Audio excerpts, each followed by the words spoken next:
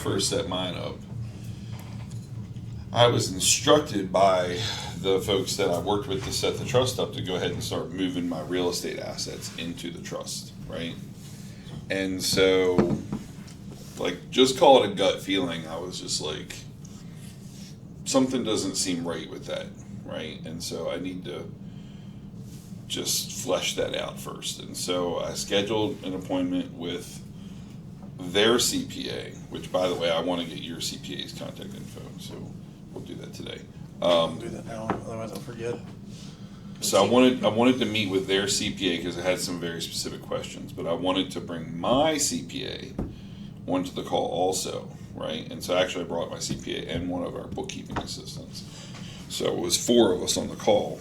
And so when the CPA with the trust company, was instructing me to go ahead and just start doing these deed of gift transfers to move the properties over into the trust, and then you create the notes to where, you know, the trust owes you the money for the acquisition costs of the property, right?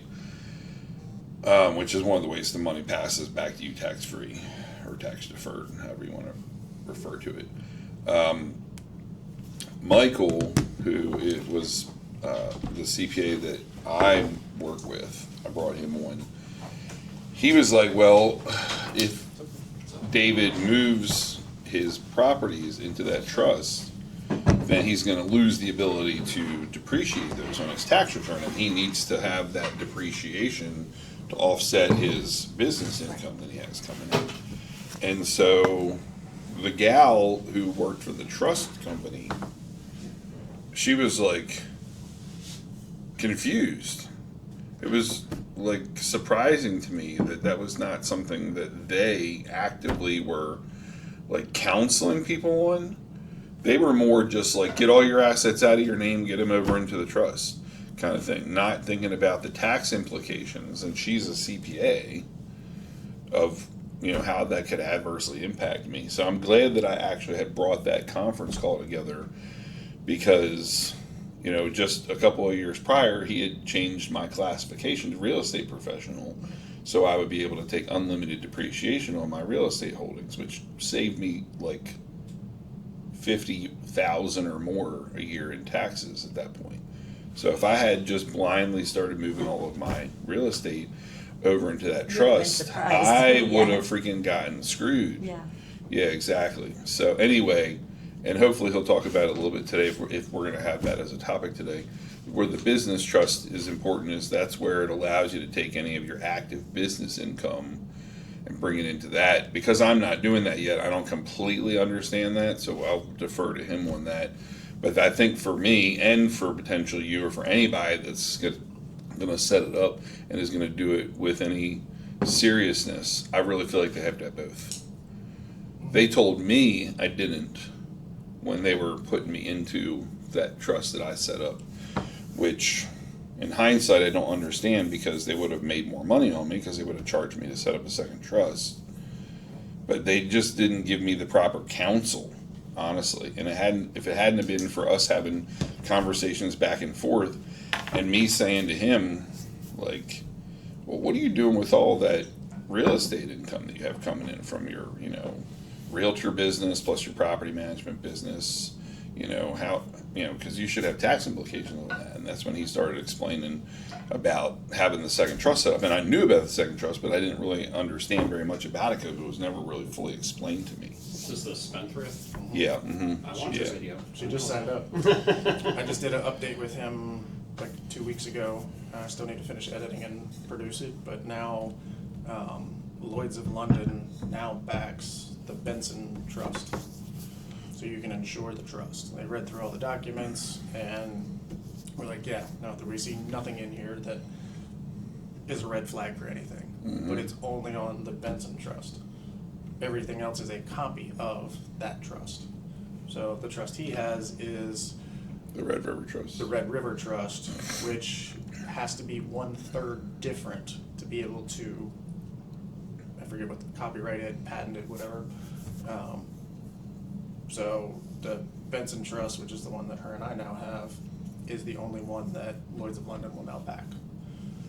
I look at that. And interesting that you have brought that to my attention when you messaged me about that the other day, because I want to get a little bit more information on that, because I'm going to run that up the flagpole to Josh Turner, and I'm going to ask him about it, just point blank. Yeah. I'm going to be like, yeah, so are you guys insured? Is your trust able to be insured? Because if not, Right. like, it's going to tell me all I need to know, quite frankly, about whether or not I want to Make the switch. or not. transition. Right. Mhm, That makes mhm. sense. Yeah.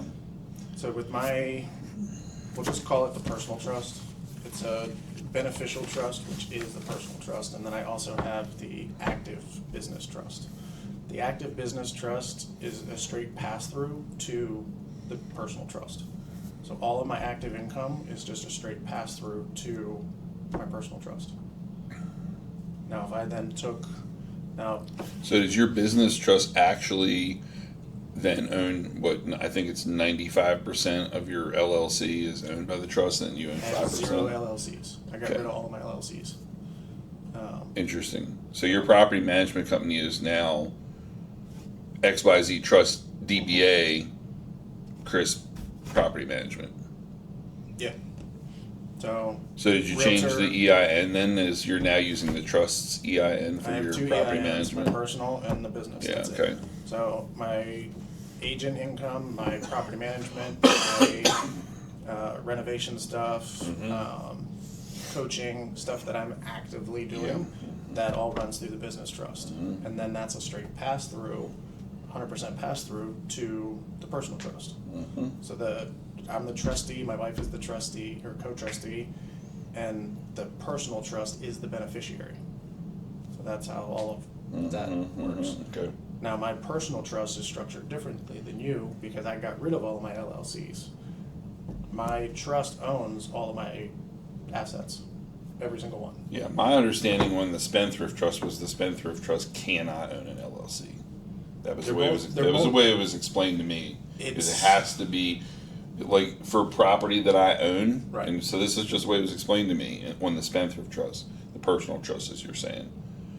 If I own a property in the LLC, I have to deed a gift that from the LLC out to my personal name, and then from there deed a gift it to the trust. Correct. So that was Because the it can't exact- have anything to do with the LLCs. Correct. That was the exact structure that I did transferring all my properties, Mhm, because everything I had previously was LLC. Right. So I did a quick claim from the LLC to my personal self, then from my personal self to the trust. What that did was build up my IOU or demand note, or there's like 14 different names for it now. Yeah. But just say I bought a property in the ABC LLC for $100,000. I then quit claim it to myself. No taxable event because it's not a sale, and my personal self was the one that funded that LLC. Right. So now it's back in my own hands. Now I sell it, gift it, quit claim it to the trust. Now the trust owes me personally $100,000. So if and ever when I personally have a taxable event, I just take it off of that demand note. So if I owe $10,000 in taxes, I just take it off my demand note. I pay 0 tax. Is the price point for setting up the personal trust the same as the business? It was for me. Okay. If you're doing it through his company, I think that when I was on the call with them, they said that if you were gonna do both, that they have a discount that they would do for like the second one. Okay. Because I guess I'm having a hard time understanding the personal trust, because everyone I know has families and they're all trying to set their beneficiaries, and it's just me. So I'm trying to, do I really need the personal trust? Yeah, because all of your. It's about the taxes. It's about the tax taxes, and avoidance. it's the taxes if- and the. If you have the personal trust, then you don't ever have to worry about doing a 1031. Because basically what happens is your trust owns it, and then when your trust sells it, your trust is able to defer out the taxes. So you don't have to 1031 properties. because You're not going already to have a deferring tax taxes. implication when you sell them.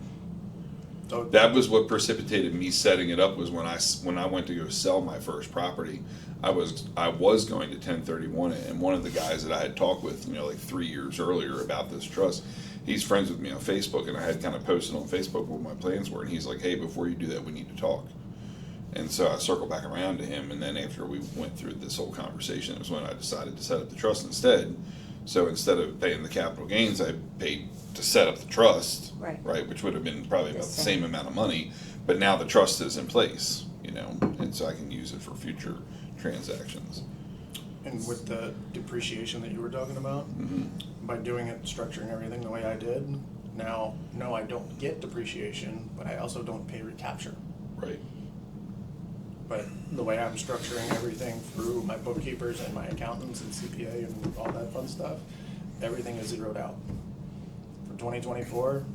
Things like the cost segregation and all that, they're not gonna matter You anymore don't have because to you're do any not of that paying stuff. tax to begin with, and that's Correct. where the key is. Correct. Right. And that's where, for me, that I'm different than him because he did set his up correctly because he was advised properly, right? So, One thing that they did miss for me that I caught later actually talking to you about it is I deeded everything into the trust and recorded it for anonymity. Well, when you have to refi, no banks will do a loan on an irrevocable trust because there's language in the irrevocable that they can't take it. Crap. that's interesting. So now I deed it to the trust, but I don't file it, because if I'm getting a 5-year balloon on something, I'm not gonna file it. But I hold it in I hold the paper. So it's legally owned by the trust, but I don't have to record it. So it's an executory contract, Sure. essentially. Basically, Yeah. yeah. Once I finish a refi, then I can record it. If I go lock 30-year debt at a good rate and I'm not gonna touch it for a while, then I do that. Now, how do I un-F myself on the properties that I've already done that with? Quit claim it back to myself, That gets messy. refi. Oh, it's a pain in the butt, and it is messy, yes. Yeah. But I need to quit claim it out of the trust back to myself, refi, quit claim it back into the trust. It's a lot of extra steps, which That's is why interesting. now I don't record it. What that takes away is that anonymity. Because on the records, it still shows my personal name. Right. So I'm still in the building phase, but once I get to the I don't care anymore stage, because I also do infinite banking and I'm literally building my own bank, I won't need outside funding from an institution. Have you ever talked with any of your local bank lenders to confirm that they would not, in fact, lend 15 to of a them. trust? Really? I'm gonna have to talk to I've them. never met one that will lend to a trust. There- Either has to be LLC or personal name. Correct. Interesting. And if it's And I've talked if to it's a a lot of lenders. if this it's a week. revocable trust, maybe. An irrevocable trust, no. But by putting it back Well, in could my- that then potentially trigger a due on sale clause if you move it into the It's the trust? same principle. Could, yeah, Yeah. potentially. Same principle as sub two. But it's the same principle of, Yeah, just like a sub two deal. yeah. So, yeah, essentially I just substitute on my own properties to myself. Yeah. Okay. Shucks. But in those cases, like for me, I'm still signed off as a personal guarantor on those also. So like even though they were lent to my LLC, Mhm. Well, they that's- still had me sign as a personal guarantor. So if That's the one of the things LLC that gets becomes me. default, then Mhm. it falls back to me personally for the deed of trust. That's one thing that gets me, because so many of the outside lenders, like the DSCRs and stuff like Yeah. that, will only lend to an LLC, but you Yeah. still have Yep. to personally guarantee it. Yep. And like, when I was going through this transition stuff, and then, Yeah. yeah, I got rid of all my LLCs. We can't do a loan for you. I'm like, but if I have to sign personally anyways, Right. what is? Yeah, that would be my argument with the trust. I mean, if you're And going to nobody take can- me on as a nobody can personal explain that to guarantor, me. then why does it matter what entity you're lending to? Because ultimately it falls back on me anyway. Correct. Yeah, that's But interesting. that was the whole thing with the LLCs, but nobody could explain it to me. So yeah, okay. So that's an So, interesting proposition to okay. consider. So as I need to refi, I just deed it back to myself, finish the refi, put it back in.